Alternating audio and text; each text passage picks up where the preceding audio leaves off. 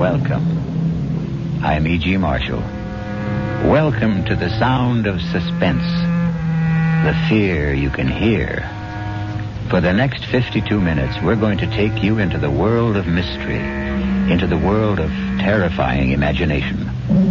The story you are going to hear concerns a question which has been asked since the first men on Earth were born and died. Is there a life after death? Is there a way to return from the grave? And if there is, can we come back in the body of a living creature? Even one that has claws instead of fingernails? Here is one chilling answer. Dr. Singh, you have to tell me. Could my wife have come back as a bird? A sparrow, something like that? Well, your wife was a rather big woman, Mr. Moresby, in a physical sense. How about a snake? A seagull? How about a cat? A great, big, fat cat? A cat?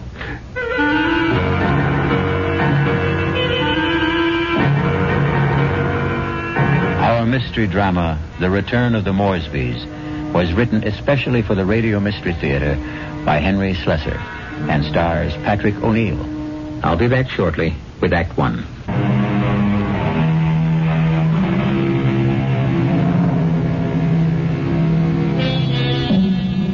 Now here is Act One. Like all murder stories, sooner or later, it reaches the office of a daily newspaper. You wanted to see me, Chief? You bet I want to see you, Prouty. Come in and shut that door. I bet I know what it's about. That story I filed on Richard Moresby, right? I got a flash for you, Prouty. This is a newspaper office, not a fiction magazine. You take this story of yours and see if you can sell it to Weirdo Digest or something. But get it off my desk. Now, wait a while, Max. I know it's offbeat, but I thought I handled it with a kind of a light touch. Stories about murder can't be handled with a light touch, not on this paper. But it's accurate. I mean, this is exactly what the guy Moresby told me, just before he died. Well, he must have been out of his head. He asked for somebody to hear his story. That's how I got to meet him. I was at the hospital covering that subway accident. Now, that story made sense to me. Nothing but nice, clear facts. But this nonsense... Please, let me tell you about this guy. Maybe you'll change your mind. All right, what about him? Well, for one thing, he was a real distinguished-looking guy. The only thing peculiar about him was his eyes. His eyes? Yeah. They were the palest blue eyes I ever saw on a man.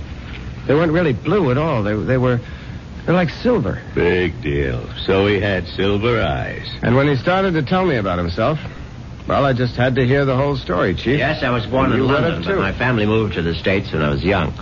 They didn't improve much on the climate when they did. We lived in Vermont. I don't think I was ever warm enough until the age of 24 when I moved to Southern California. I lived on beaches. A superb swimmer, a superior surfboarder, and a terrible bum. It was on the beach at Malibu that I met the woman who was to become my wife. Her name was Una. She was as pale as a gardenia with bones. Una had more bones than any other woman I've ever met. Lovely day, isn't it? I beg your pardon? I said it's a beautiful day. I don't think I've ever seen the ocean look prettier. Frankly, the Pacific always looked a little muddy to me. I wonder if that's what Balboa said when he first saw it. Well, he probably said, what a great place for surfing. Ah, I see you have a surfboard. Yes, as a matter of fact, I think I see a wave that I like. Will you excuse me? Oh, I wish I had the nerve to try it. Yeah, you really should. Well, bye now. Maybe I'll ask my chauffeur to teach me. I'm sorry. What did you say? Charles, my chauffeur. He's very good at sports. Come to think of it, that wave doesn't look so good after all. By the way, my name is Richard. Richard Moresby. How do you do? My name is Una.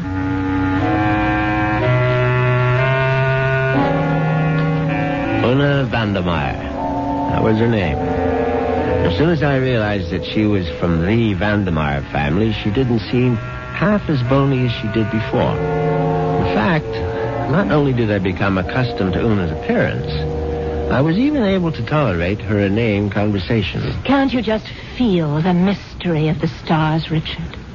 Sometimes I feel their vibrations as if they're trying to communicate with me. Do you ever feel that? Well, sometimes, I suppose. I really think we must be one with the universe, don't you? I really believe there's just one great universal soul, and we're all part of it. Don't you think so, too? Yes, of course. Right on, as they say.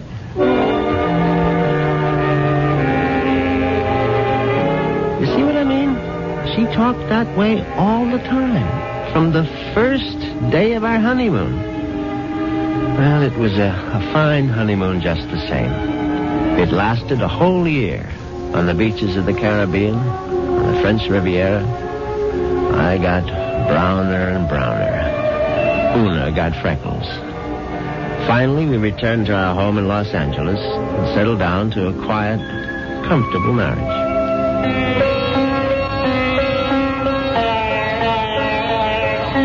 What on earth is that you're playing? It's sitar music, darling. Oh, it's just so spiritual. What made you buy the record? No, Dr. Singh recommended it. Who? Dr. Singh, at the Temple of Metapsychosis, you know. The Temple of what? Metapsychosis. I told you about joining the temple last week. Oh, Richard, sometimes I think you don't listen to me. Now, as you may know, Southern California abounds in quasi-religious organizations. And she'd gone through a number of them without discovering the universal soul at any of their altars. Darling, please come to one of Dr. Singh's lectures. He's such a magnificent speaker. He emits such vibrations.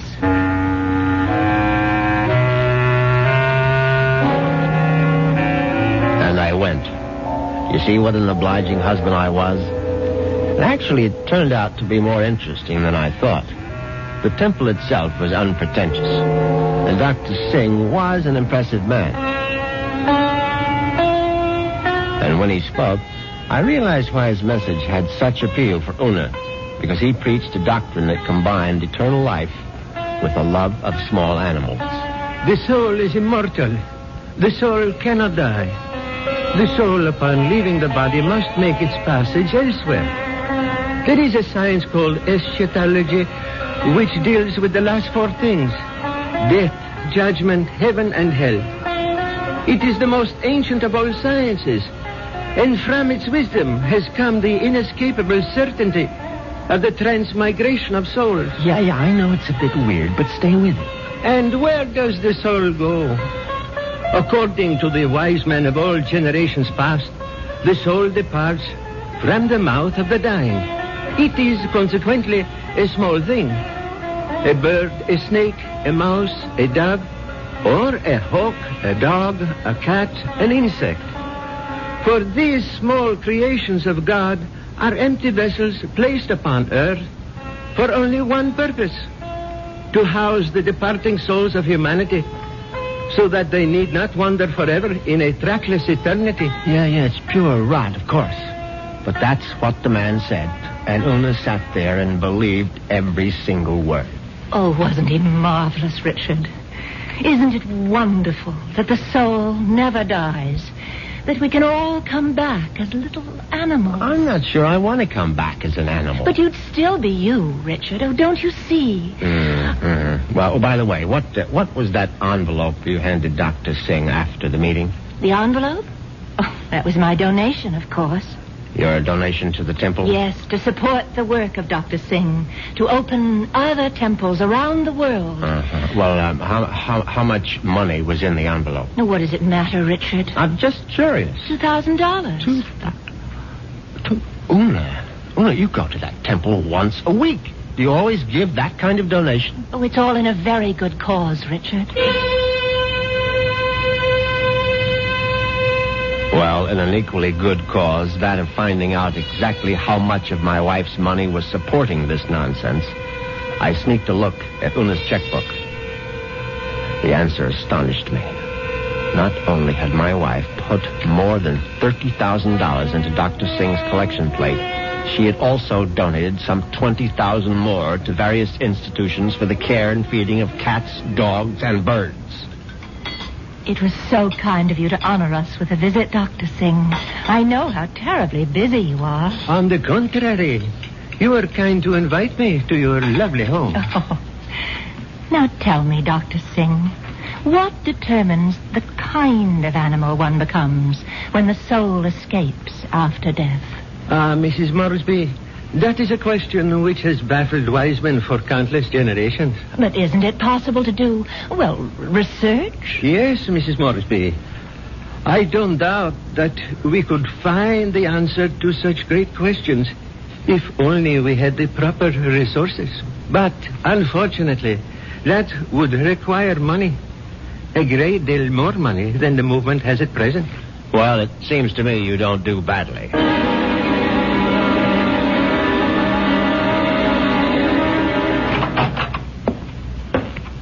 Well, there you are. Hello, Richard. Where have you been all morning? Right here, in my little sewing room. Don't tell me you were sewing. Oh, don't be silly. Actually, I've been composing something.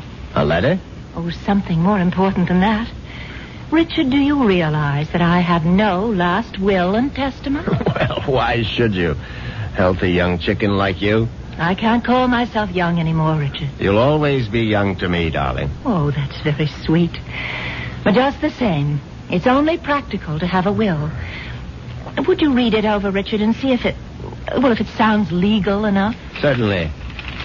Well, let's see now. I, Una Vandermeyer Moresby, a resident of the city of Los Angeles, state of California, residing at 8 Sheridan Drive, being over the age of 21 and of sound and disposing mind and memory.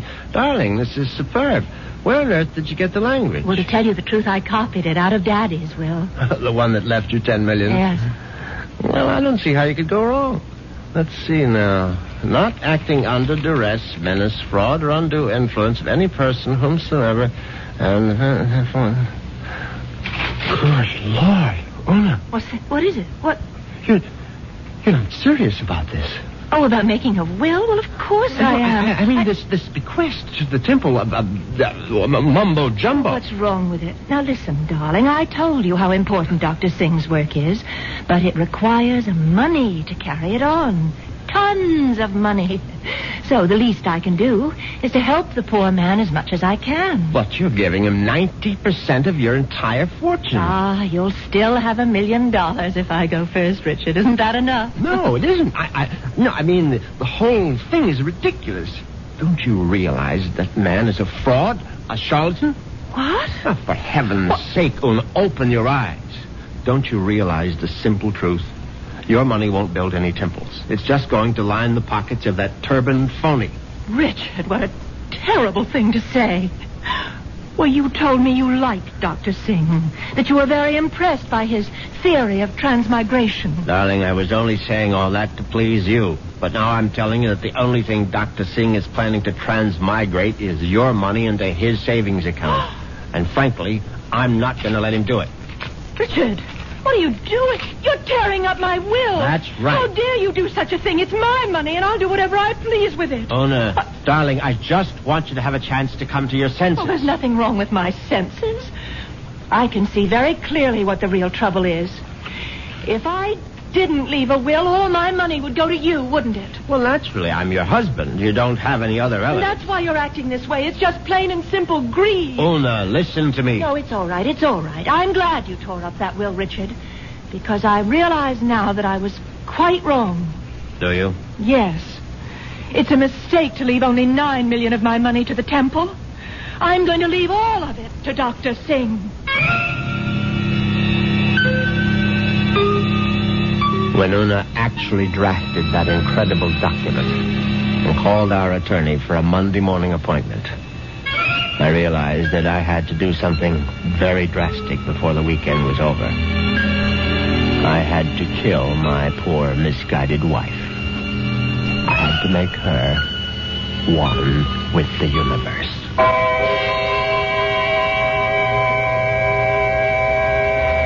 It's obvious that Mr. Moresby is going to be a very reluctant murderer.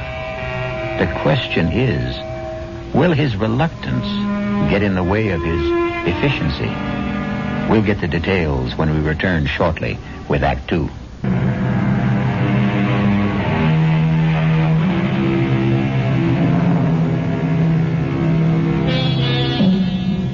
let's return to Richard Moresby. In order to find him, we'll have to search the highway, for Richard has taken his white Jaguar out for a spin.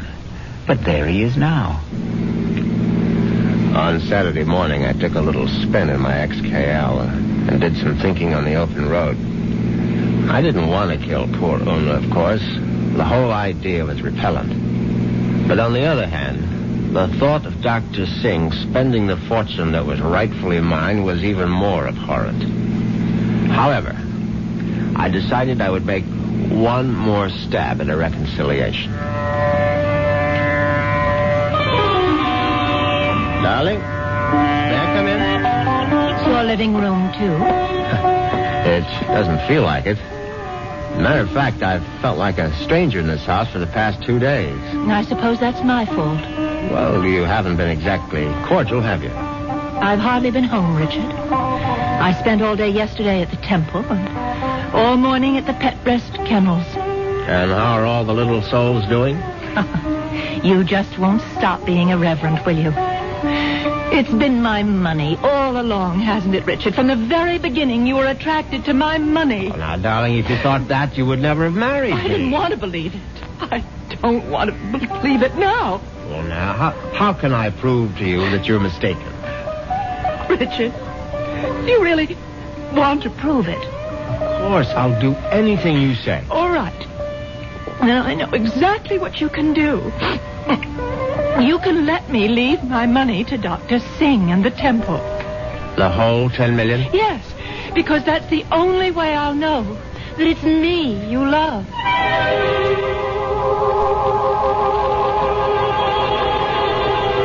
Well, you can't say I didn't try. But Una's decision now left me with absolutely no alternative. I was still deeply unhappy about the necessity of taking her life. However, fate was kind to me that very afternoon. Now you're sure that you want me to continue reading, Richard? Of course, darling. Well, I'm sort of embarrassed about this part. It's a paper that I wrote myself. Something you wrote? Yeah, I wrote it this morning. I was going to show it to Dr. Singh. It's, it's a sort of a poem. It's called Death. Snappy title. Hope I can read my own handwriting. Death has become nothing to me. Death holds no fear for me. Come, death, I welcome you. Lead me to the woods, the waters, the air above the earth. Come, take me, death. Your touch is kind. Richard? Oh, Richard, why do you look like that? Is it really that terrible? Oh, terrible. Oh, no, my darling, it's beautiful. Do you mean it? You must give it to me, Una. I must have it. You like it that much? Yes, I certainly do. Well, I'll type it up for you, Richard. No, I must have the original. Now, just the way you wrote it. Oh, darling, I'm so flattered. What will you do with it? Oh, I'm going to put it in a frame, of course. And I know just where I'm going to hang it.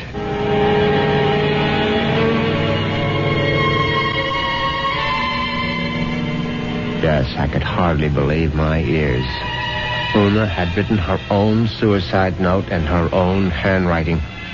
It was truly karma at work. Now there was no question of failure, and no longer any need for delay. Oh, what a lovely idea this was, Richard. Candlelight dinner for two. Yes, I thought you'd enjoy it. So sweet of you to handle the whole menu with Cook. You spoil me shamefully.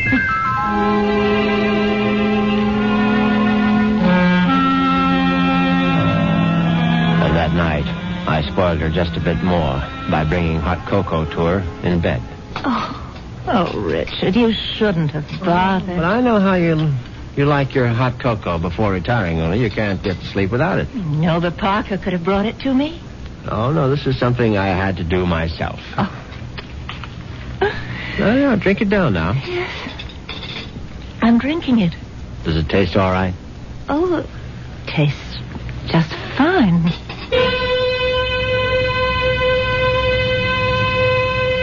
Now, that was very good news, because I'd prepared the hot cocoa myself, and I had no idea whether 25 melted sleeping pills would seriously affect the flavor. Finally, Una was all tucked in for the night. I went into my study, picked up the poem she had written for Dr. Singh, and brought it to the bedroom. I placed it carefully on the night table beside her.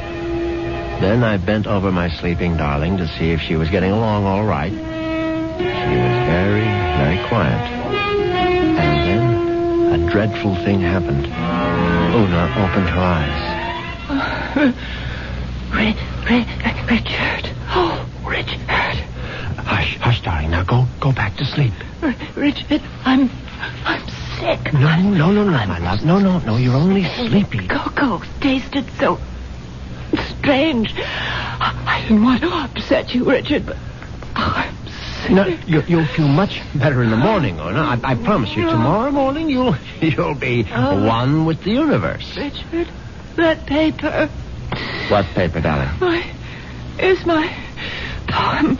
My poem for Dr. Singh. What's it doing there? I was just reading it over, darling, that's all. And that bottle of my sleeping pills. Oh, it's empty. The bottle is empty. Oh, Richard. What have you done? Nothing, darling, nothing. Now, just go to sleep. Cocoa. You put sleeping pills in it. All of them. Don't try to get up, Una, please. Now, don't. Trying to kill me. You're trying to murder. No, for heaven's sake, Una, now stop saying things like that. Do you want the servants to hear? Help somebody. Help. Now, come on, lie down. Lie down, Una, for heaven's sake. Come on, now, lie down. Lie down. There. That's better. You won't get away with it. You won't get away with it, Richard. I promise you. Anything you say, darling. I'll come back, Richard. You know I'll be back. Yes, of course. Just welcome death, Una. The way you wrote in your little poem. I'll be back. I swear it. Oh.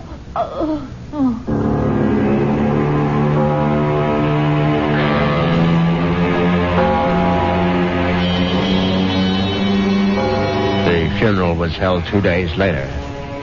It was a magnificent occasion, of course. I gave Una a farewell that was consistent with her vast fortune. Everything was the best.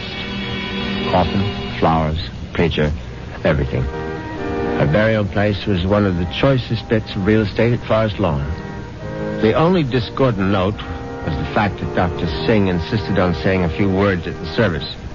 They were familiar words, but frankly, they gave me a slight bit of a chill. The body of Una Moresby is dead, but her soul lives on. The soul cannot die. The soul is immortal. It has left the earthly remains of this woman and has sought the body of a small living thing. There it will abide until the Almighty is ready to choose its next home. Mourn not the end of Una Moresby, for there is no end. I couldn't help congratulating myself on how well everything had gone. When I called for medical attention the night of Una's death, the physician was only too ready to declare her a suicide. The police had to be informed, naturally, and they, too, agreed with the doctor's verdict. Una had died by her own hand, and she had died without a will. There was simply no question that the matter would be probated in my favor. Suddenly I realized I was not only rich, but a rich widower. What vistas opened for me? The devil. Look out, you stupid mongrel! Dog trying to get run over. I admit I was shaken up by it. It was sort of a coincidence, you know? Right after the funeral and all that.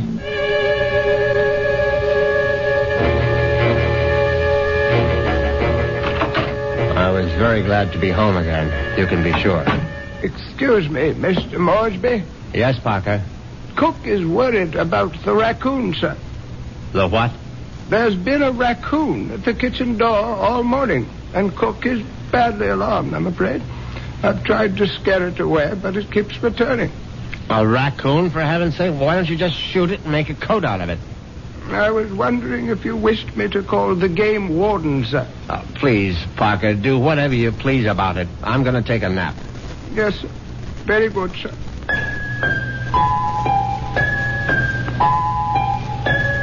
I went upstairs at once, undressed, and got into bed. It was a warm day, and yet I found myself cold. I got out the electric blanket and soon felt very cozy indeed. In fact, I felt so much better that I made a phone call.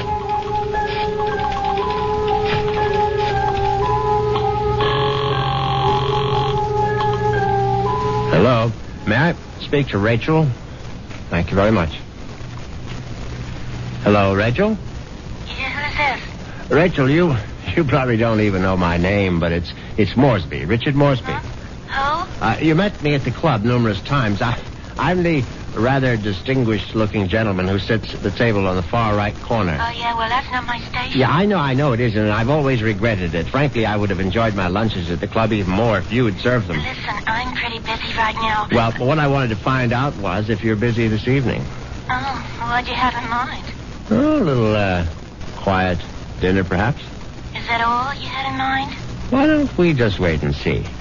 I can pick you up outside the club whenever you're free. Yeah, how I know it's you. I mean, I'm still not sure which gentleman you are. I'll be sitting in an XKL Jaguar.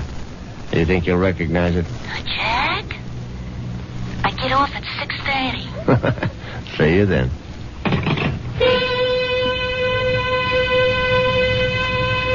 Yes, I was feeling very good now. Very good indeed. I would have drifted off into a pleasant sleep except for one thing. For a moment I thought a bomb had gone off in the room. Then I realized it was nothing more than a bird. A foolish sparrow had dived in headfirst into the plate glass window of the bedroom and now lay stunned on the carpet. I looked at the thing's fluttering little heart, and suddenly I was struck by a terrifying palpitation of my own. The dog, the raccoon, the bird. Good Lord. Could one of them have been Una?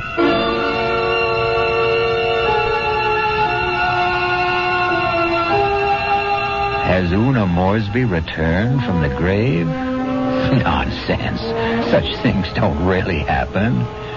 But perhaps we should reserve judgment until I return shortly with Act 3.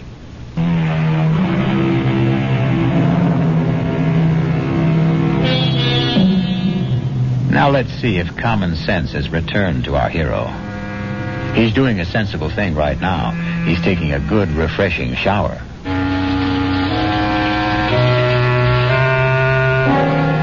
By the time evening came, I was feeling better. All my peculiar notions about Una's animal reincarnation seemed ludicrous as I stood in front of the shaving mirror. I thought about the delicious young woman that was waiting for me at the club. I'd admired Rachel's way with a tray for months, but ever faithful to my wife, I hadn't done more than gaze from afar. But now, things were going to be different. Yes, who is it? It's Parker, sir. Yes, come in, Parker. It's all right. Excuse me, sir. A bit of emergency in the kitchen. Well, what is it? A snake, sir. A what? Cook insists that there's a snake curled up in the telephone wire. Oh, that's ridiculous, Parker. Cook says it's there, Mr. Moresby.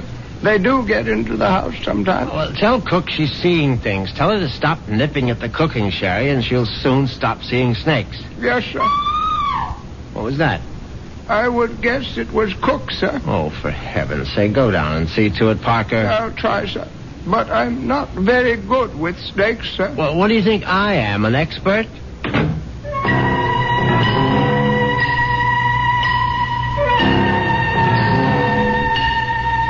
But that wasn't the end of it. 10 minutes later, Parker was back upstairs saying that Snake had left the kitchen and run into the living room. No, I suppose snakes don't run, they slither.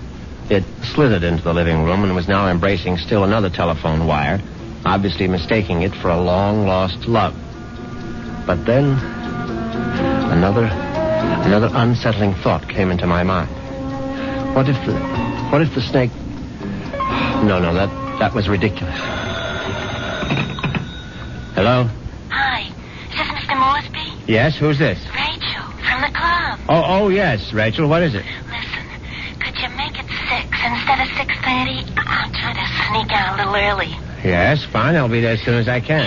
In the Jaguar, right? Yes, in the Jaguar. Listen, the reason I want to leave earlier is because my husband always picks me up at 6:30. What was that? So I asked one of the girls I work with to tell him I got another job someplace. He won't care. He likes me to earn extra money. Yes, I see. So, just to make the story look good, I guess you'll have to lend me a few dollars after our date. Yes, of course. And listen, I really do remember you, sugar. You're the handsome one with a cute bald head. See you soon.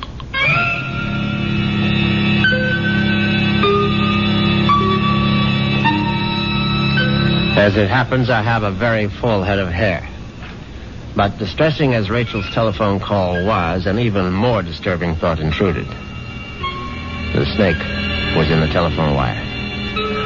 What if the snake had been trying to listen in on the extension phone? I knew the idea was absurd, but I couldn't help a superstitious shiver of dread. In fact, I was so troubled that I decided to forego my date with Rachel, the waitress. It wouldn't matter anyway. She'd be angry at some man at the club with a cute, bald head. The next day, I did the only thing that really relaxed me. I went to the beach. It proved to be an excellent idea.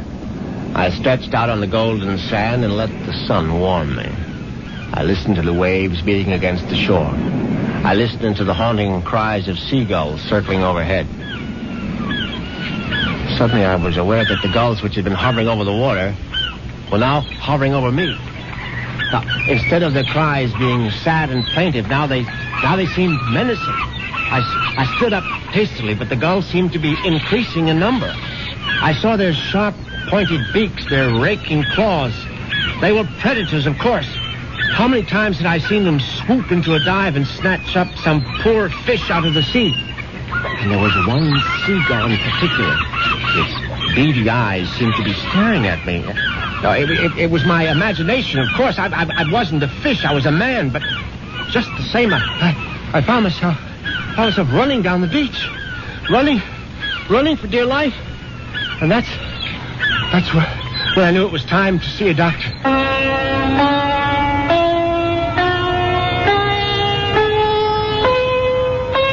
Yes, Mr. Moresby. I'm very pleased that you honored the temple with your presence. I'm grateful that you're willing to see me, Dr. Singh. I realize that, well, you've had a disappointment. A disappointment? I'm afraid I don't understand. I know my wife made certain promises to you concerning her will. I believe she mentioned some modest donation. She wasn't in her right mind, of course. I mean, when she took those sleeping pills. Yes, it was very sad. I trust that she has found the peace and happiness that she sought.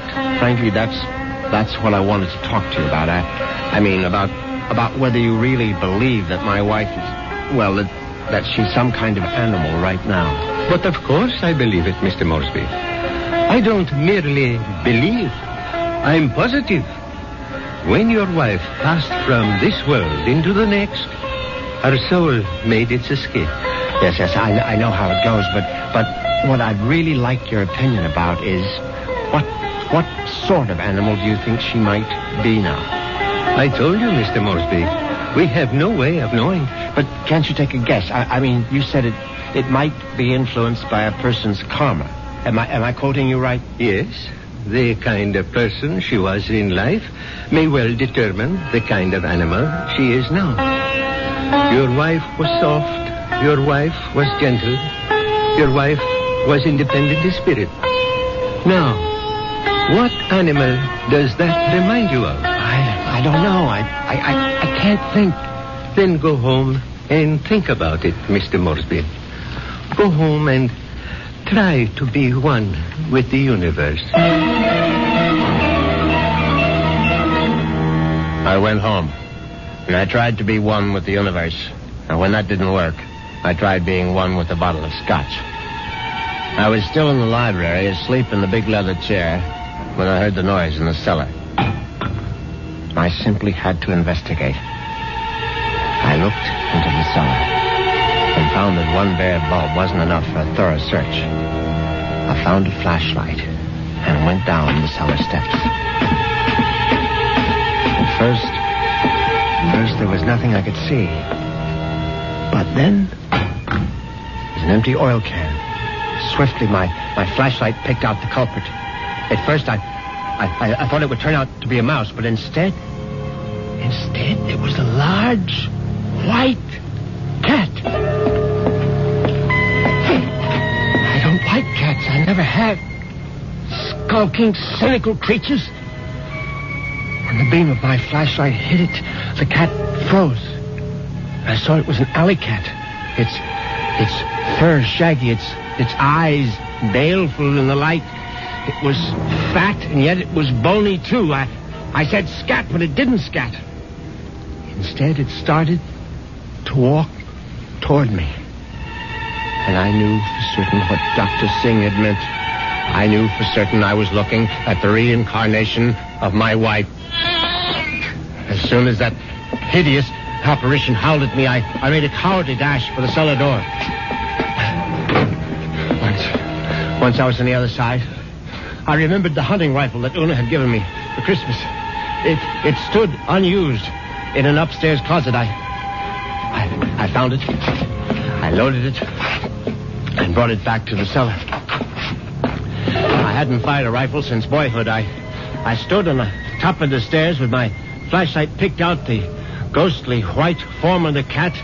I put down the light, raised the weapon, and squeezed the trigger. The report was deafening, but the recoil was worse. My precarious balance on the top step was lost. I fell to the bottom.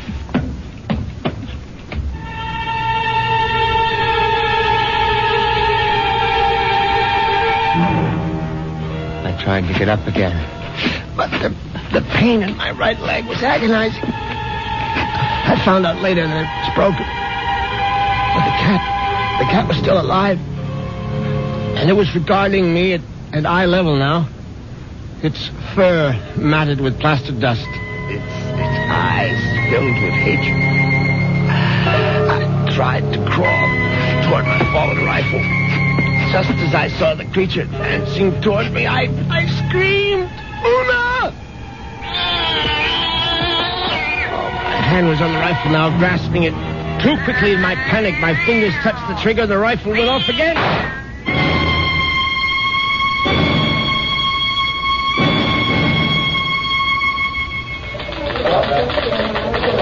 Well, that's how Moresby ended up in the hospital, Chief, with a broken leg and a bullet in his hip.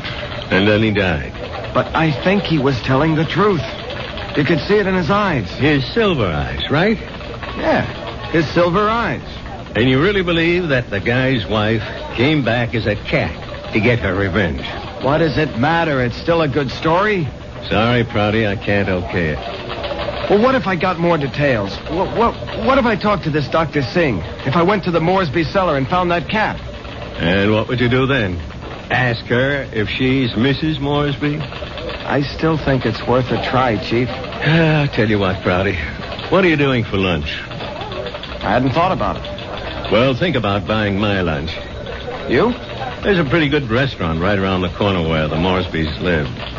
Now, we can get a bite there and then check out that cellar.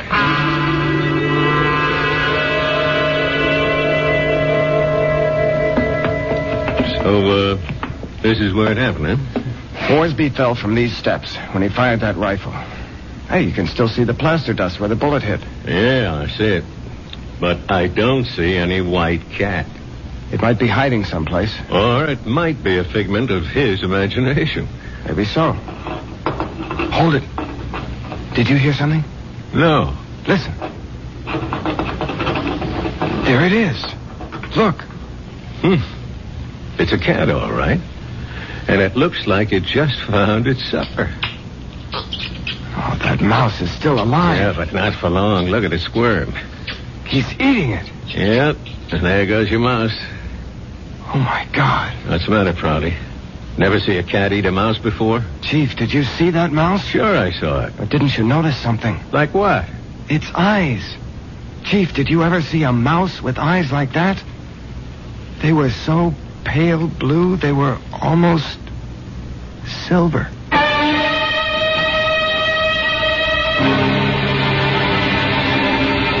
And so the cat and mouse game comes to an end. But according to Dr. Singh, there is no end. Perhaps Richard Moresby will have his turn next in another afterlife. I'll be back in a few moments.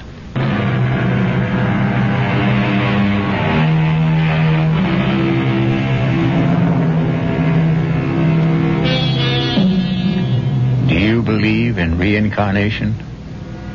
Do you believe the dead return?